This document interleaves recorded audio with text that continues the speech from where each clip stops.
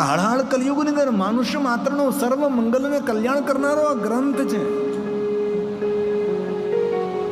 આટલો મોટો ખર્ચ કરી, એટલી મોટી સુવિધા વ્યવસ્થા, કેટલા મહિનાઓની મહેનત છે આ. હું કેટલા સમયથી સોશિયલ મીડિયાથી જોઉં છું કે જ્યારથી મંડપ નખાતો હતો, મેદાન સાફસૂફ થતું હતું, ત્યારથી નિરંતર કાર્યરત છે. અને ફરી બહુ હૃદયથી હું પ્રણામ કરું છું. આ કથા આયોજનમાં જેને જેને સેવા આપી છે એવા પુણ્યવાન દરેક ભાઈઓ બહેનોને હું ગિરિબાપુ હૃદયથી પ્રણામ કરું છું, હૃદયથી બિરદાવું છું. કારણ કે કેટલો સમય આપવો પડે. 9 દિવસની કથામાં આગોતરી તૈયારી કેટલી કરવી પડે. પત્રિકા, પોસ્ટર, પ્રચાર, ઘર સુધી સંદેશ પહોંચે. કેટલું ચિંતન, મનન, થિંકિંગ, કઈ રીતે બેસવાની વ્યવસ્થા કરશું, કઈ રીતે મહેમાનોની વ્યવસ્થા કરશું, કેવી રીતે આવતા સંતો મહાપુરુષોનું સ્વાગત કેવી રીતે કરશું, કેટલું ચિંતન મનન અને જવાબદારીપૂર્વક આ કથાનું આયોજન કરવામાં આવે છે. તેથી જય સરદાર ગૌશાળાના માધ્યમથી આપણને સૌને 9 દિવસ ભગવાન મહાદેવની કથાનો અવસર મળ્યો છે. અને શિવ મહાપડ ગ્રંથમાં કહ્યું પણ છે કે જે કથા સાંભળે છે તવે જીવનમ ધન્ય. એવું નથી કે 3-4 કલાક, પણ જેટલો સમય હોય એટલો સમય, પણ જે કથા સાંભળે છે તેનું જીવન ધન્ય છે. આવું ભગવાને વચન આપ્યું છે. આજે પહેલો દિવસ છે એટલે જે કાંઈ મહાત્મય છે તો તમને સંભળાવું. મહાત્મય વગર માન ક્યાંથી મળે? જેનું મહાત્મય સમજાય તેના પ્રત્યે આપણને માન થાય, તેના પ્રત્યે આકર્ષણ પણ થાય. તેથી ભગવાને એમ કહ્યું કે જે આ કથા સાંભળે છે તેનું જીવન ધન્ય છે. આ ભગવાનના વચનો છે. તવેવ જીવનમ ધન્યમ. કોઈ પણ કથા સાંભળે તેનું જીવન ધન્ય છે. અને પછી શું કહ્યું? તવેવ જન્મ સફલમ. જે કોઈ ભાઈઓ, બહેનો, વડીલો કથાનું શ્રવણ કરે છે તેનો જન્મ લેવો સફળ છે. એવું ના સમજવું કે આપણે કોઈ યોગ્ય કુળમાં જન્મ લેવા, ધનપતિ માતા પિતાની પેટે મારો જન્મ થયો, અમુક કુળની અંદર જન્મ થયો, એ તો આપણા કર્મનું ફળ છે કે સારી જગ્યાએ જન્મ મળ્યો આપણને. પણ શિવ મહાપડ ગ્રંથે એમ કહે તવેવ જન્મ ધન સફલમ. જે ભગવાનની કથાનું શ્રવણ કરે છે તેનો જન્મ લેવો સફળ છે. તેથી આપણે સૌ કેટલા ભાગશાળી છીએ. ભાગદોડ ભરી દુનિયામાંથી આપણે સમય કાઢી અને ભગવાનની કથાનું શ્રવણ કરીએ છીએ, ભગવાનની કથા સાંભળીએ છીએ. અને ફરી હૃદયથી કહું છું, અત્યારે તો નહીં સમજાય, પણ 9 દિવસ કથા સાંભળ્યા બાદ આપણને જરૂર કંઈક નવી અનુભૂતિ થશે. જીવનમાં કાંઈનું કંઈ નવું દેખાશે, આપણને નવું લાગશે. કાંઈ જીવન પરિવર્તન કરનારી સાધના છે, ભગવાનની કથા છે. હવે ભગવાન વ્યાસે એમ કહ્યું કે જે કથા સાંભળે છે તેના માતુશ્રી ધન્ય છે, જે કથા સાંભળે છે તેના પિતાશ્રી ધન્ય છે. આ ભગવાન વ્યાસજી આપણા સૌના મા બાપને પણ યાદ કરે છે. પહેલા એમ કહ્યું તવેવ જીવનમ ધન્ય, તવેવ જન્મ સફલમ.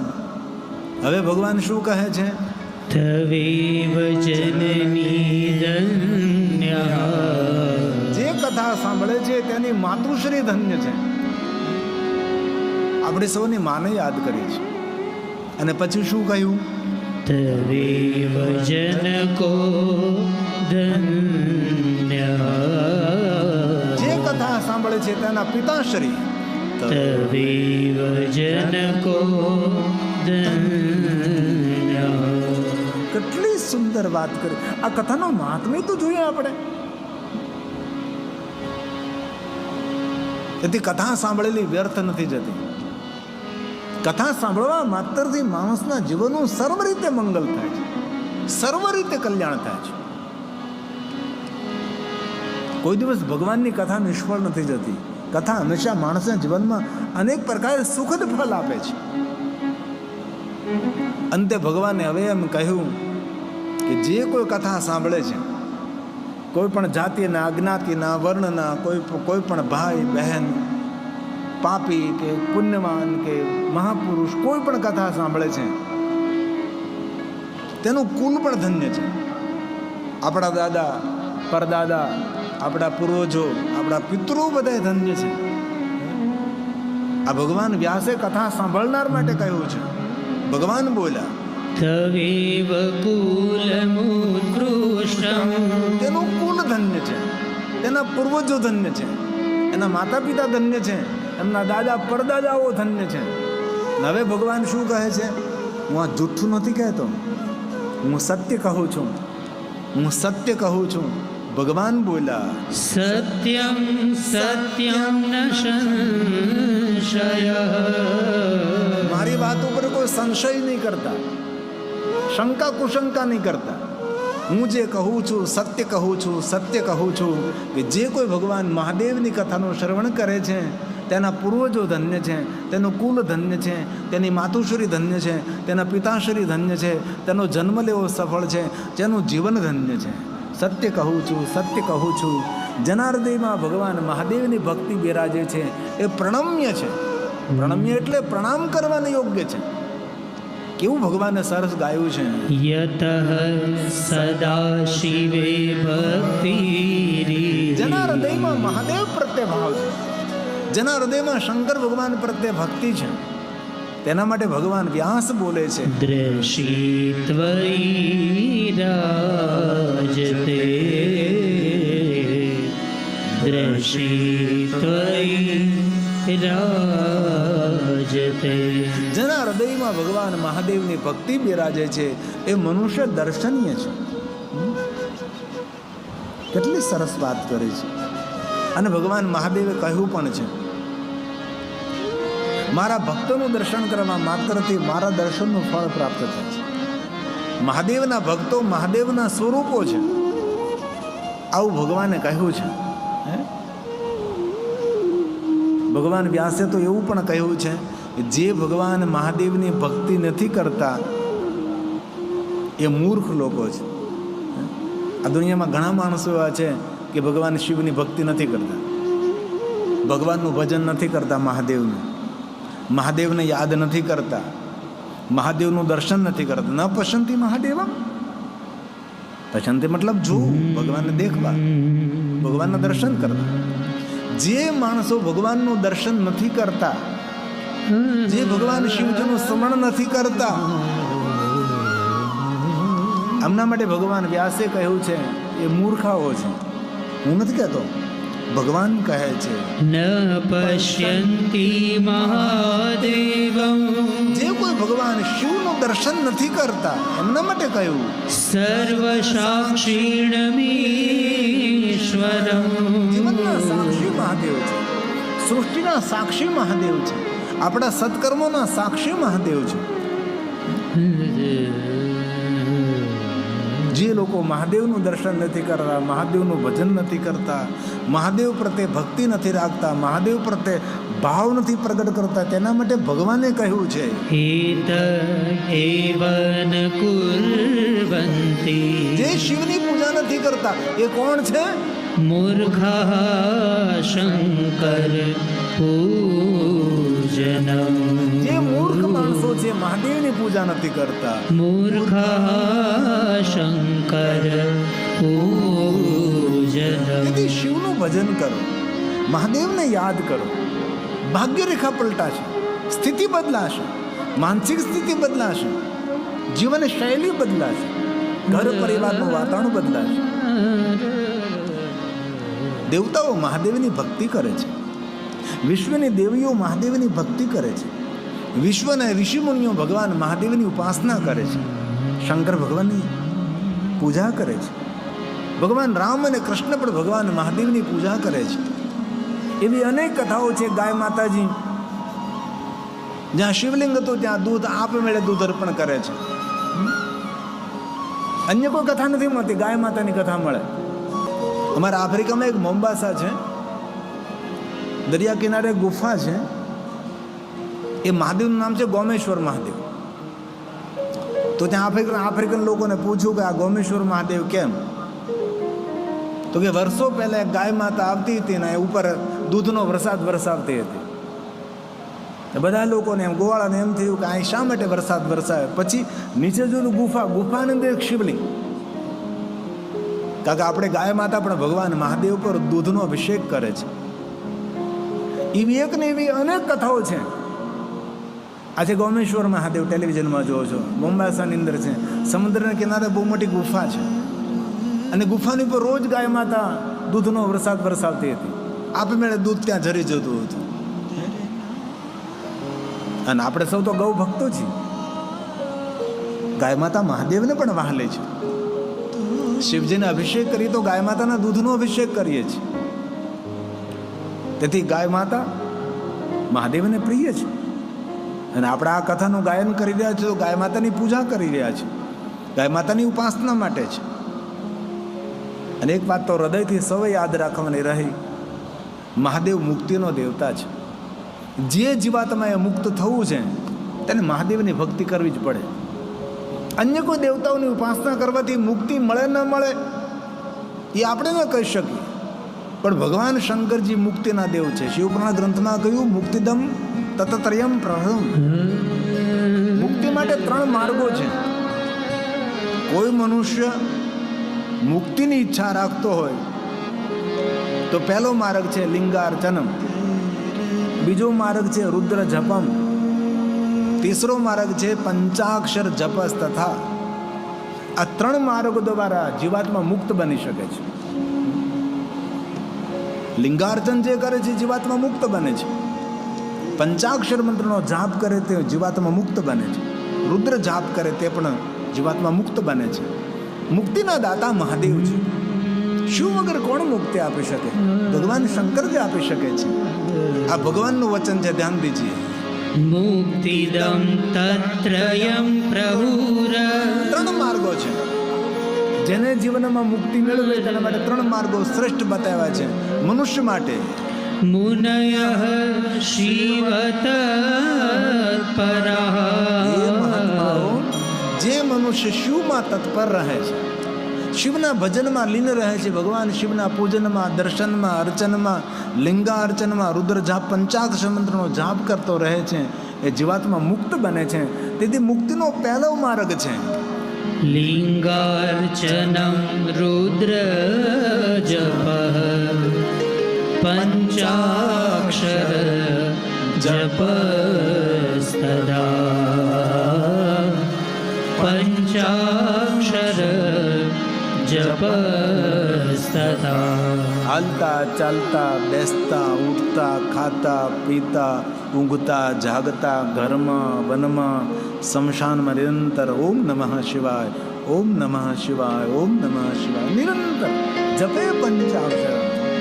નમઃ શિવાય, નમઃ શિવાય, નમઃ શિવાય, નમઃ શિવાય, નમઃ શિવાય. હર હર બોલે નમઃ શિવાય. હર હર બોલે નમઃ શિવાય. નમઃ શિવાય. નમઃ શિવાય. નમઃ શિવાય. નમઃ શિવાય. હર હર બોલે નમઃ શિવાય. હર હર બોલે નમઃ શિવાય.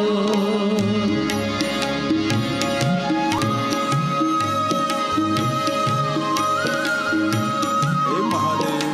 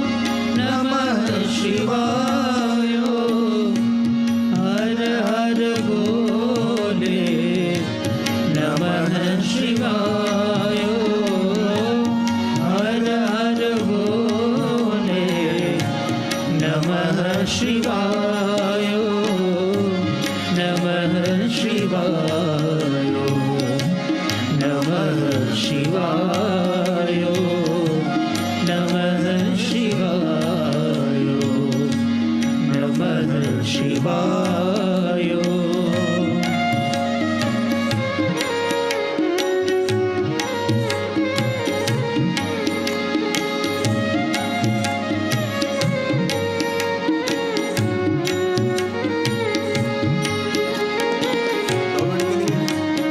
સંકીર્તન કરે, શ્રવણમ કીર્તનમ, કથા શ્રવણ કરે, હવે હરિના નામનું કીર્તન કરે.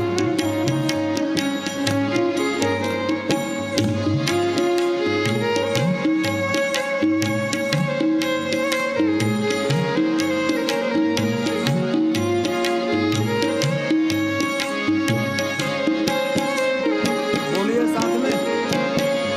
નમઃ શિવાય નમઃ શિવાય નમઃ શિવાય નમઃ શિવાય હર હર ભોલે નમઃ શિવાય હર હર ભોલે નમઃ શિવાય નમઃ શિવાય નમઃ શિવાય નમઃ શિવાય નમઃ શિવાય હર હર ભોલે નમઃ શિવાય હર હર ભોલે નમઃ શિવાય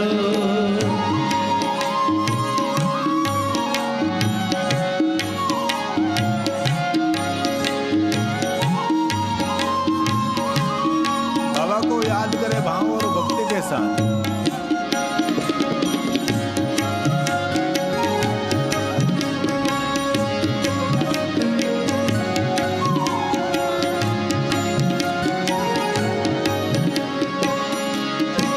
साथ में गाइए, साथ में बोलिए.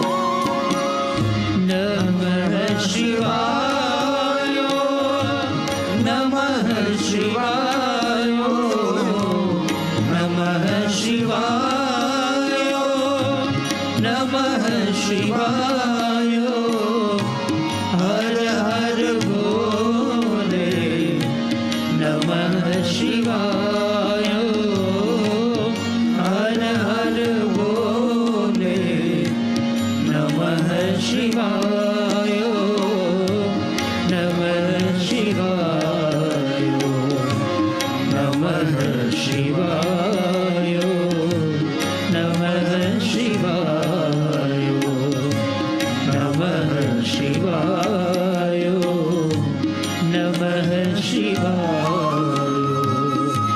नमः शिवाय नमः शिवाय नमः शिवाय તો ભગવાન મહર્ષિ વેદવ્યાસજી એમ કહે છે, જે લિંગાર્ચન કરે છે એ મુક્તિને પ્રાપ્ત થાય છે. રુદ્ર જાપ કરે છે એ મુક્તિને પ્રાપ્ત થાય ને કાંઈ પણ ન થઈ શકે. જપે પંચાક્ષર, પંચાક્ષર જપસ તથા, અથવા એ પણ ન થઈ શકે તો શું કહ્યું? શુણુ યત્નેન સતતમ. ભગવાનના ચરણોમાં બુદ્ધિને અર્પણ કરી મહાદેવ કથા શુભા, જે મહાદેવની કથાનું શ્રવણ કરે છે, શિવ બુદ્ધિ કુરુ પ્રત્યા, જેની બુદ્ધિ ભગવાન શિવજીમાં સમર્પિત થઈ છે, એ મુક્ત જીવાત્મા છે. તો આ બધું કંઈ આપણેથી ન થઈ શકે. ન રુદ્ર જાપ થઈ શકે, ન પંચાક્ષર મંત્રનો જાપ થઈ શકે, ન લિંગાર્ચન થઈ શકે. તો શું કરવું જોઈએ? તો કયું ભગવાન તો કથા સાંભળ.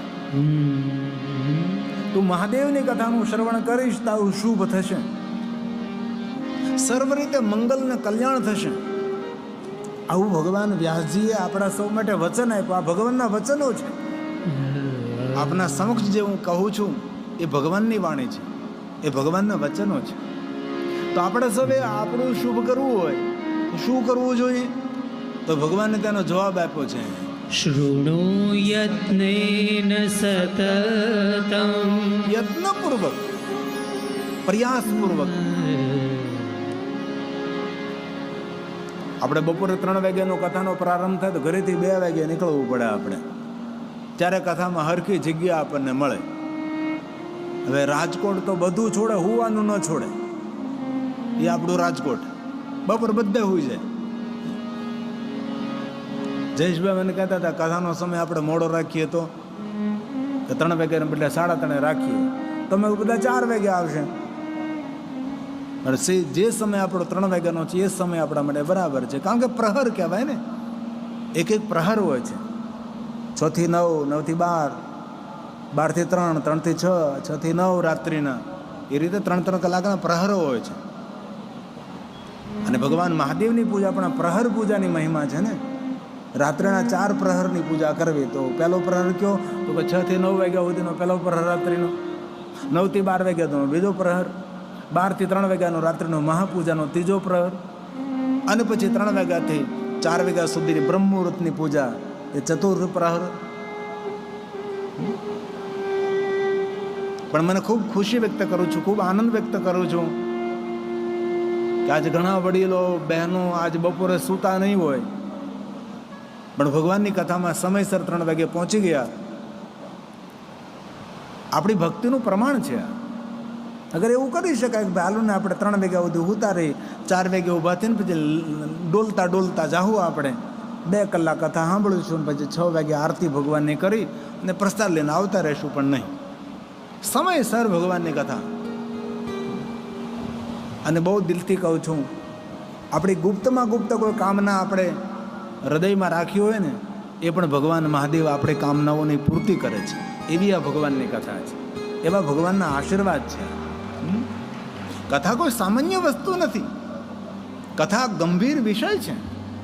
કથા કહેનારો પણ ગંભીર હોવો જોઈએ, કથા સાંભળનારો પણ ગંભીર હોવો જોઈએ. અને કથાને મનોરંજન તરીકે કોઈ દિવસ નહીં જોઈએ આપણે. મનોરંજન નથી.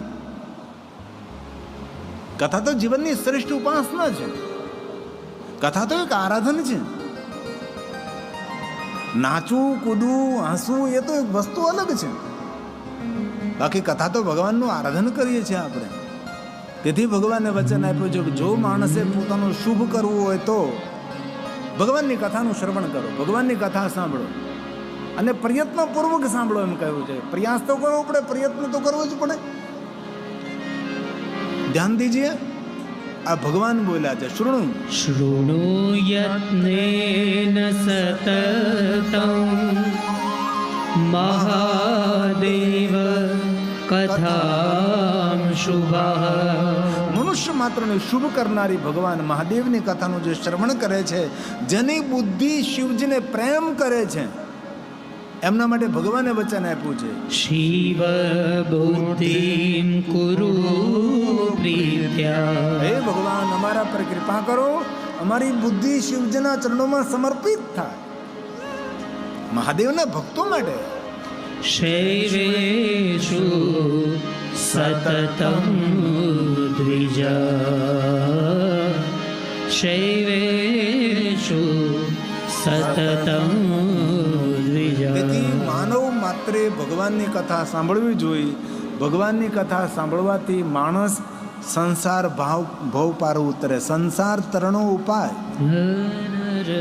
કોઈ નદીના પાર કરવી તો હોડકામાં બેસવું પડે, સમંદર પાર કરવો હોય તો જહાજમાં બેસવું પડે. તેમ આ સંસાર સાગરને પાર કરવો હોય તો શું કરવું પડે?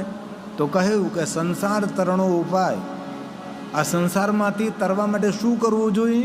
તો કહ્યું કે શંકર પૂજનમ, અથવા કથા શ્રવણ કરો, મહાદેવની કથા સાંભળો. આ બધા ભગવાનના વચનો છે. અને કથામાં આપણે લૌકિક વાત નહીવત કરશો. આપણે બહુ લૌકિક વાતો નહીં કરીએ, બહુ આપણે દાખલા દ્રષ્ટાંતો પણ નહીં દઈએ. ભગવાનની કથા સમજવાનો પ્રયાસ કરશું આપણે, જેથી કથા સાંભળવાથી આપણું પણ મંગલ થાય, આપણા પરિવારનું સર્વ રીતે સુખ અને કલ્યાણ થાય, આપણે બધા પૂર્વજો ખૂબ રાજી થાય. અને આપણા દાદા પરદાદાઓ બધા જ ખૂબ આશીર્વાદ આપે આપણને, અને ખાસ કરી તો ગાય માતાનો આપણા સૌને આશીર્વાદ મળે. અને સવાય કથાના માધ્યમથી ફૂલની તો ફૂલી પાંખડી આપણી યોગ્યતા અનુસાર આપણે ગાય માતાની સેવા કરવાની છે. મેં ઘણા ભાઈઓ બહેનોને ઓળખું છું, ઘરમાં ડબ્બો રાખે, બજારમાં ખરીદી કરવા જાય, થોડું ઘણું પરચૂરણ વધે તો ડબ્બામાં નાખી દે. આપણા ખરીદી કરવામાં થોડું ઘણું પરચૂરણ વધે, એ પરચૂરણમાં પણ સચવાઈ જાય અમારી ગાય માતા. ગાય માતાના સોરું સચવાઈ જાય, ગાય માતા સચવાઈ જાય, નંદી મહારાજ સચવાઈ જાય. અને સાચા અર્થમાં આપણા જય સરદાર ગૌશાળામાં ગાયો માતાની સેવા થાય છે, તેની સારવાર થાય, તેની સંભાળ થાય છે, તેની વ્યવસ્થા સંભાળાય છે, હૃષ્ટપુષ્ટ રીતે સારી રીતે તેને રાખવામાં આવે છે. તો એના માટે આપણે ભગવાનની કથા કરી રહ્યા છીએ. તો સંસાર તરવાનો ઉપાય કયો? તો ભગવાને વચન આપ્યું છે, સંસાર તરવો એના માટે છે, કે ડૂબવું એના માટે કોઈ પ્રશ્ન નથી. પણ જેને આ ભવ પાર કરવો હોય, કારણ કે ક્યારે માનવ અવતાર મળે? 84 લાખ. હમણાં જ એક જગ્યાએ સૂત્ર લખેલું હતું, આમ થોડુંક આમ મજાક મસ્તી વાળું મને લાગ્યું, એવું ન બોલાય પણ બોલું છું. 84 લાખ ફેરા પૂરા થાય પછી માનવ અવતાર મળે. 84 લાખ ફેરાઓ પૂરા થાય પછી માનવ અવતાર મળે. અને જીવનમાં 4 ફેરા ફરવાથી 84 લાખના ફેરાઓ બધા નિષ્ફળ જાય. 4 ફેરા ફરીએ પછી ત્યાંથી ઉપાધિ બધી શરૂ થાય ને, એમાંથી બહાર નીકળી, એમાંથી પર થઈ આપણે સંસારને તરવાનો છે. તો સંસારને તરવાનો કયો ઉપાય? કે જહાજ કે ઓળુકું કે કોઈ વાહન કામમાં ના આવે. તેના માટે ભગવાને કહ્યું સંસાર તરણો ઉપાય. સંસાર તરણો ઉપાય. કયો ઉપાય? તો કહી દીધું, શંકર શિવ પૂજનમ. ભગવાન મહાદેવની પૂજા કર, ભગવાન મહાદેવની કથાનું શ્રવણ કર, તો તું સંસારથી પર થઈ જઈશ, સંસાર સાગરને તું તરી જઈશ. મહાદેવની કથા સાંભળ. તતસ્ત્વં સર્વભાવેન. ભાવપૂર્વક કથાનું શ્રવણ કર અને ભાવપૂર્વક શિવજીનું પૂજન કર. શિવં પૂજય શંકરમ. શું કહ્યું? શિવં પૂજય શંકરમ. ભગવાન મહાદેવની પૂજા કર તો સંસારમાંથી પર થઈ જઈશ. હવે ભગવાન એમ કહે છે કે હું સૌ માટે કહું છું, નરો ભવતુ યા નારી. એવું કોઈ ન સમજ્યું કે હું સિર્ફ પુરુષો માટે જ કહું છું, હું ખાલી બહેનો માટે જ કહું છું, એવું નહીં સમજતા. આ સૌ માટે ભગવાનની વાત હું કહું છું. અને સૌ કથા સાંભળે છે, ધર્મ અર્થ કામ, એમની કામનાઓની પૂર્તિ થશે, તેની ઈચ્છાઓની પૂર્તિ થશે, અંતે જીવાત્મા મુક્તિને પ્રાપ્ત થશે. જે ભગવાન મહાદેવની કથાનું શ્રવણ કરે છે, તેથી આપણે સૌ માટે વાત કરે છે. કોઈ જાતિ જ્ઞાતિ વર્ણ ભેદ નહીં, અરે સ્ત્રીને પુરુષનો પણ કોઈ ભેદ નથી. તેથી ભગવાને કહ્યું નરો ભવતુ યા નારી. નરો ભવતુ વા નારી. સૌ માટે ભગવાને કહ્યું છે, સિર્ફ પુરુષો માટે, ખાલી નારીઓ નહીં, સૌ માટે છે. તેથી ભગવાને ઉલ્લેખ કર્યો, ભગવાને ચોખવટ કરી છે. નરો ભવતુ વા નારી માં વ્યર્ચે સદા શિવં.